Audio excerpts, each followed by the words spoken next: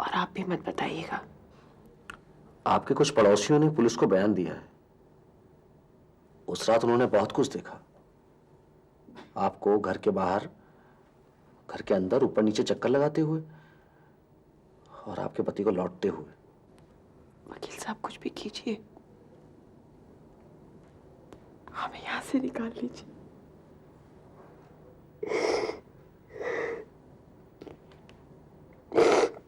देखिए, मैं अपनी तरफ से पूरी कोशिश करूंगा, लेकिन मैं आपको एक चेतावनी दे दूं, आपका केस बेहद कमजोर है। वकील साहब, ऐसा साबित नहीं हो सकता कि उस रात हम यहाँ थे ही नहीं। उस रात देखा है लोगों ने आपके पति को। यशपाल ने आपके पति को सफेद शर्ट और काली पैंट पहने हुए देखा है। यहां तक कि आपके पति को चोट लगते हुए भी देखा है।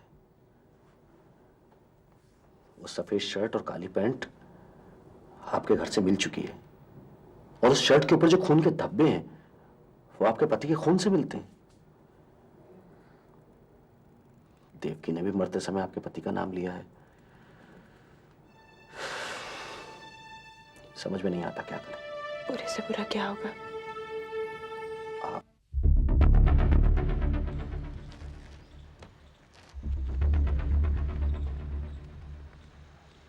पापा घर में हैं तुम्हारे? अरे अंकल, आप तो उस दिन पार्क में मिले थे ना?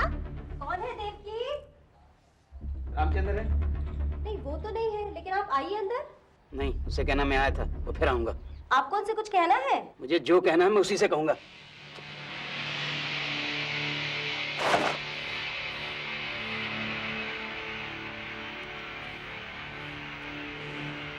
आज मैं गया था कहाँ?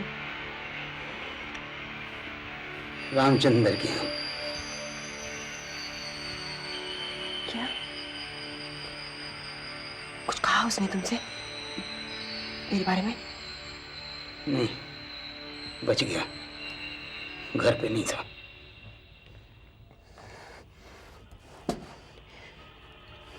मदन, तुम सब कुछ गड़बड़ कर दोगे। बिना सोचे समझे कुछ भी करते हो। क्यों गए थे वहां? मैंने सोचा एक बार धमका दूं, शायद समझ जाए। वो कुछ नहीं समझेगा, मैं उसे अच्छी तरह जानती हूँ। उसे रास्ते से हटाना होगा। पर हमारे पास बंदूक, मैं कल तक बंदूक का इंतजाम कर सकती हूँ। और अगले संडे वो लोग रात को बाहर सोते हैं। अंधेरे में जाकर सिर्फ निशाना लगाना होगा, बस। बाहर सोते हैं? हाँ। क्यों? तो अगले संडे का इंतजार क्यों करूं? आज ही क्यों नहीं?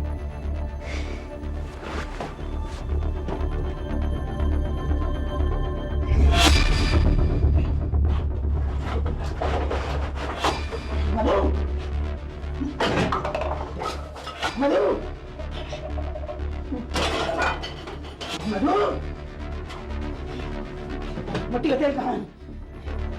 अरे मिट्टी का तेल ये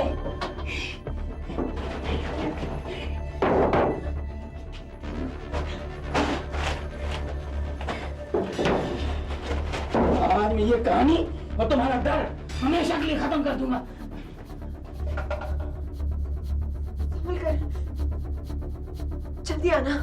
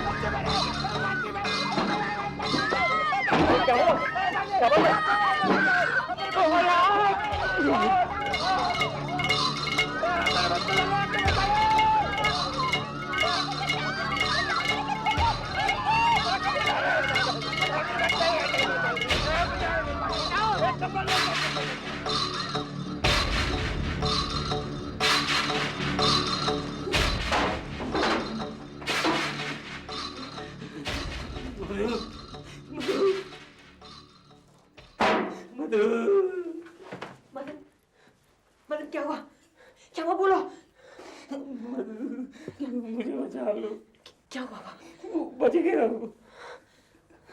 अब मुझे पकड़ के ले जाएंगे, मुझे मारेंगे वो। नहीं नहीं, मैं हूं ना, कुछ नहीं होगा। हम बहुत जल्दी यहाँ से भाग जाएंगे, हम बहुत दूर चले जाएंगे।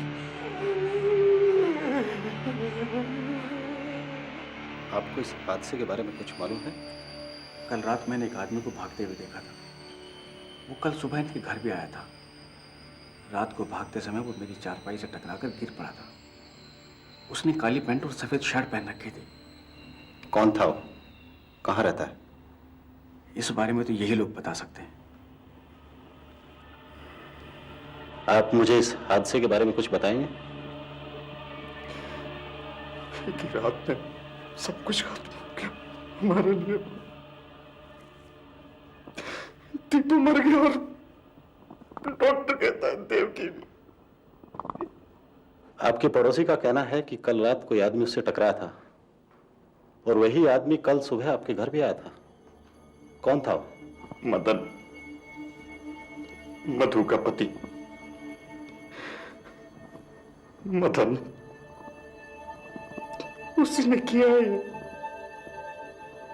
उसी ने किया है।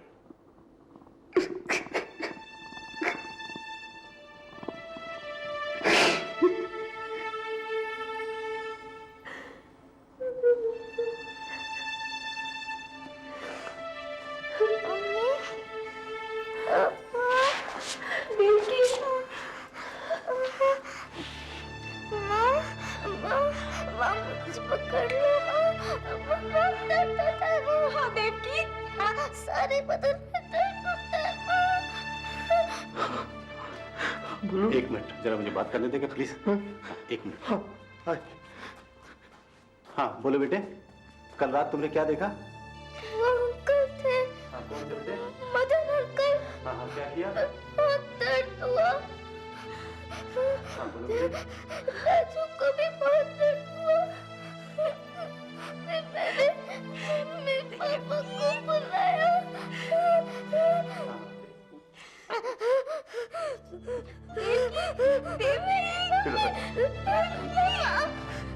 अब बोलो।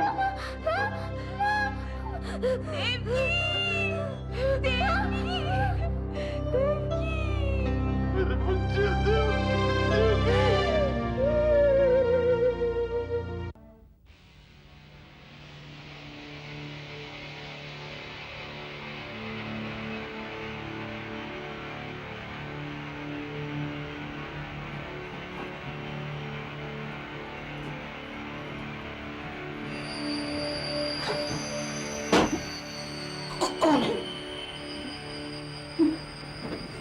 कुछ नहीं हुआ, कुछ नहीं हुआ।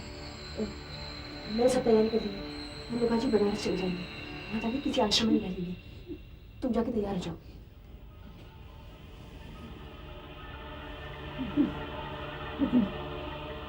दफ्तर तो जाना होगा, तुम्हें भी और मुझे भी।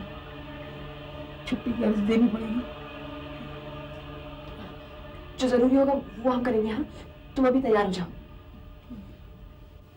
उसी दिन दोपहर में जब पुलिस मदन को गिरफ्तार करने उनके घर गई, वो दोनों तब तक भाग चुके थे। उनके घर की तलाशी में पुलिस को खून के धब्बों वाली सफेद कमीज और मिट्टी के तेल का डिब्बा मिला। पुलिस ने मदन और मधु को फरार घोषित कर दिया।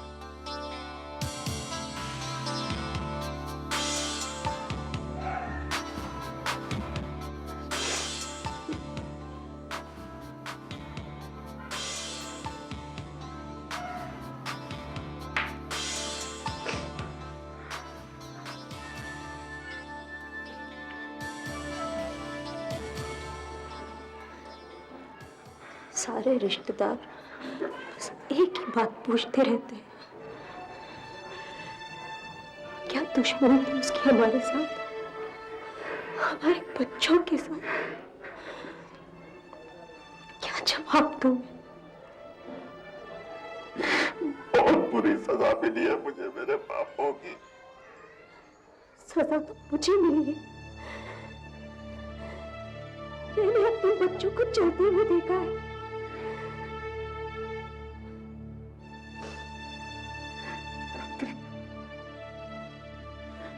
मुझे माफ कर दो गायत्री।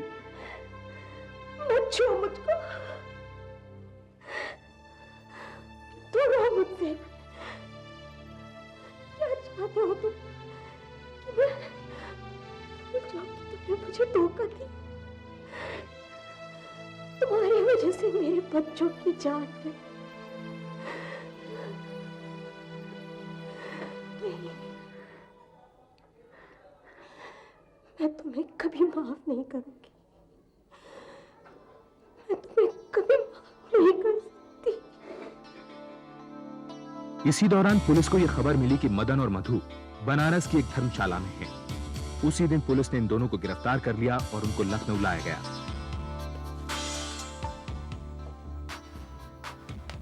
मदन, तुम मुझे सब कुछ सच सच बता दो। मधु कहाँ? ठीक है ना, मैं उससे मिलना चाहता हूँ। वो बिल्कुल ठीक है।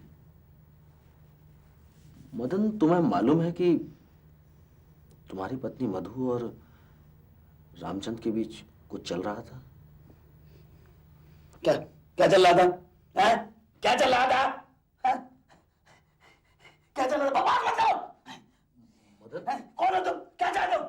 मदन, मेरी बात सुनो, मेरी बात समझने की कोशिश करो। अगर तुम मुझे सब कुछ सच सच बता दोगे तो शायद मैं तुम्हारी मदद कर पाऊंगा।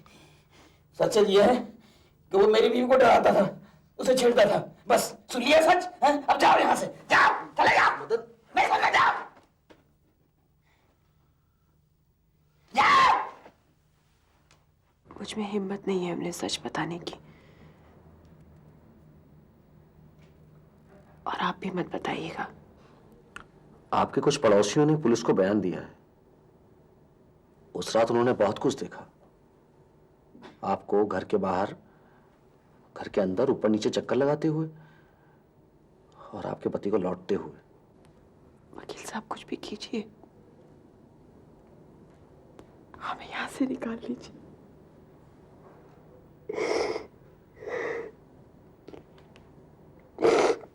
देखिए, मैं अपनी तरफ से पूरी कोशिश करूंगा, लेकिन मैं आपको एक चेतावनी दे दूं, आपका केस बेहद कमजोर है। वकील साहब, ऐसा साबित नहीं हो सकता कि उस रात हम यहाँ थे ही नहीं। उस रात देखा है लोगों ने आपके पति को। यशपाल ने आपके पति को सफेद शर्ट और काली पैंट पहने हुए देखा है। यहां तक कि आपके पति को चोट लगते हुए भी देखा है। वो सफेद शर्ट और काली पैंट आपके घर से मिल चुकी है, और उस शर्ट के ऊपर जो खून के धब्बे हैं वो आपके पति के खून से मिलते हैं। देवकी ने भी मरते समय आपके पति का नाम लिया है। समझ में नहीं आता क्या करें। बुरे से बुरा क्या होगा?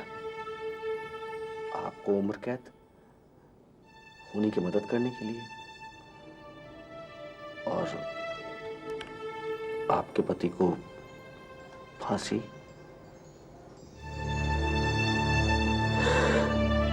मुकदमा सेशंस कोर्ट पहुंचा। बहस 3 साल चली। प्रोसिक्यूशन ने यह साबित कर दिया कि मदन और मधु का इस हादसे में हाथ है। मधु को इस जुर्म के लिए उम्र कैद और मदन को फांसी की सजा सुनाई गई। मुझे बचा लो, ये लोग मुझे मार डालना चाहते हैं। मुझे बचा लो, ये लोग मुझे मार डालना चाहते हैं।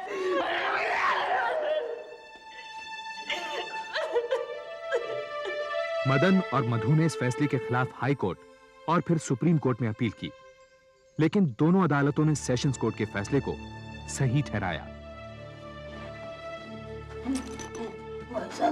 भाई साहब, एक बीड़ी पिला दो। बीड़ी? ये लो। ये मत बताना मैंने दी बीड़ी। चलाओ। और जलाना।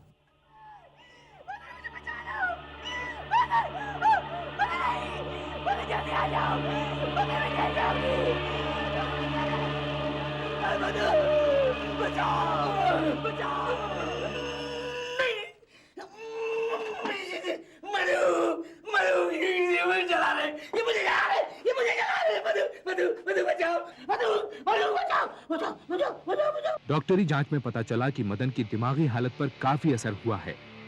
भारतीय कानून के मुताबिक किसी ऐसे व्यक्ति को फांसी नहीं दी जा सकती जिसका दिमागी संतुलन बिगड़ा हुआ हो। इसलिए जरूरी था कि मदन को फांसी देने से पहले उसका पूरा इलाज हो। लिहाजा उसे रांची के पागलखाने में इलाज के लिए भेज दिया गया।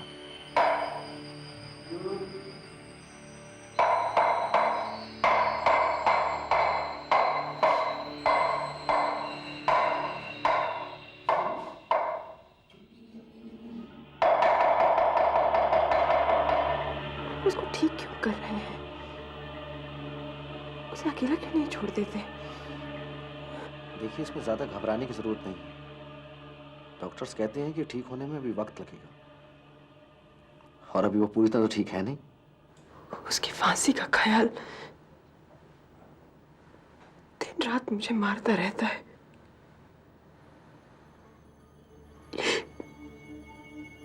काश कि मैं उसे बचा पाती। हम एक काम कर सकते हैं, सुप्रीम कोर्ट में रहम की अपील कर सकते हैं।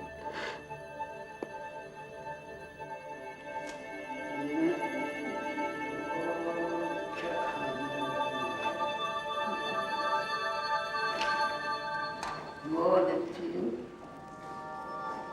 तुमने मुझे बचा लिया, पर मैं कभी नहीं मरूंगा। हम अब साथ रहेंगे। फिर दूर के चलते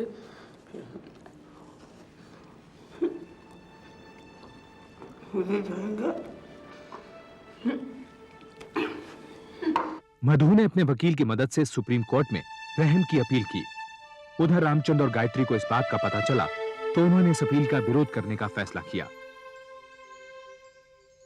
योर लॉर्डशिप, मेरी अदालत से गुजारिश है कि मुजरिम को फांसी पे न चढ़ाया जाए, क्योंकि वो पहले ही 10 साल की सजा काट चुका है।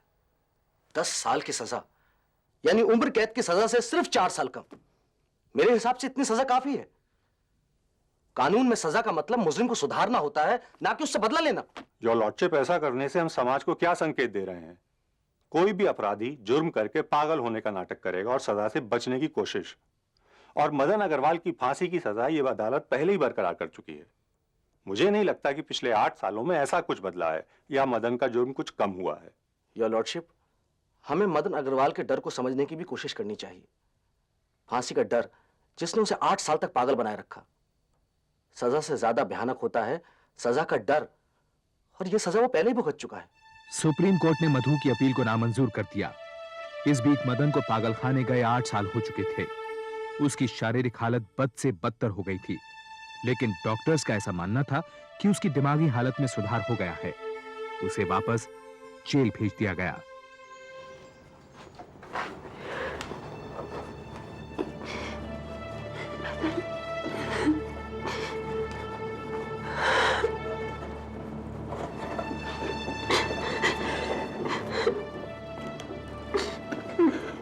हार गई मदन। तुमको बचाने के मुझे माफ कर देना। मुझे याद करते रहना, हम जरूर मिलेंगे। वो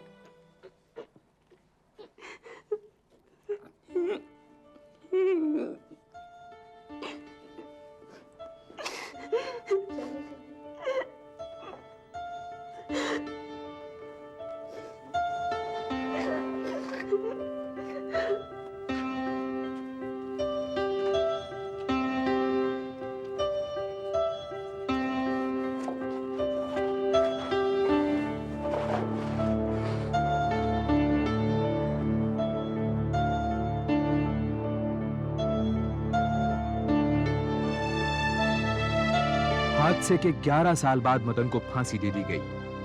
अपने आप में यह खास केस था जहां सजा सुनाने के इतने साल बाद किसी को फांसी दी गई।